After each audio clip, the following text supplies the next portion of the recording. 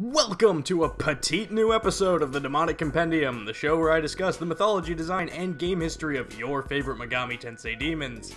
Spring is almost in the air and I feel like going outside with the trees and the birds and... who am I kidding? I'm gonna stay inside and play Megaten games.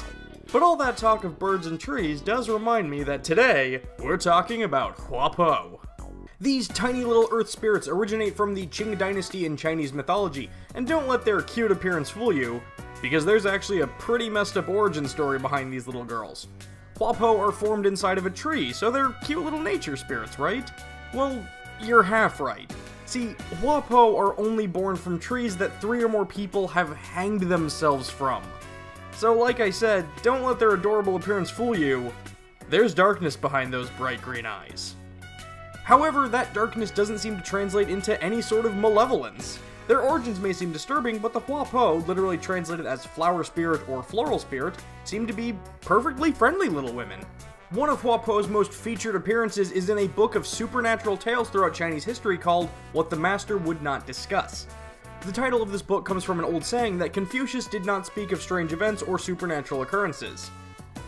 In a translation of the book, a short story called The Flower Spirit explains that a man was lured to a tree after hearing the call of a bird, but was shocked to find that it was actually a beautiful, naked woman who was only about 1.5 inches tall. The scholar brought her home and took care of her, but he forgot to water her, so she shriveled up and died. This could have been prevented, but sadly the woman was unable to speak. Instead, her voice sounded more like a bird. Many of these details are reflected in Hua Po's various compendium entries, particularly her Nocturne entry, which describes them as tree spirits in Chinese mythology that are born when 3 or more people hang themselves from the same tree. They cannot talk, though they can chirp like birds. They will dry up if they don't receive water. And in regards to all that can't speak business, we're just going to ignore all the times throughout the series we've heard Hua Po speaking. Hua Po has only ever had one design throughout the course of the franchise, and man, there are not too many demons I can say that about. Hua Po's design incorporates elements of Chinese culture, nature, and youthfulness. She's cloaked in a traditional cheongsam dress and slippers, and adorning her sleeves are swirls of flower petals, presumably from the tree she was born in. As to why her skin is red, I'm not entirely sure on that one. The translated text from the aforementioned short story actually describes the Hua Po as having white skin. However, the same text also mentions her being completely hairless, yet her compendium entry from the MMO game, Shin Megami Tensei Imagine, says their bodies are hairless except for their heads. My primary guess as to why Hua Po has red skin and gold hair in her Megami Tensei design could simply be a nod to the Chinese flag, further incorporating her mythological background into the color scheme of her design, but that is just a guess on my part. The Imagine compendium entry also refers to them as young maidens with white clothes, which, despite the text of the old short story claiming she was naked, does stay true in her game design. As far as game history goes, Hua Po is arguably one of the newer demons in the franchise, first appearing in Shin Megami Tensei Nocturne in 2003. She appears very early in the game in the first dungeon, allowing players to encounter and recruit a demon they've never seen before shortly after booting up a new game. While absent from the original Persona 3, Hua Po was introduced to the Persona franchise in Persona 3 FES. Before the first major boss fight of the game, Elizabeth will open up a series of requests, and upon completing her first escort quest to show her around the mall, Elizabeth will reward players with the small cheongsam item that will allow for the fusion of Hua Po.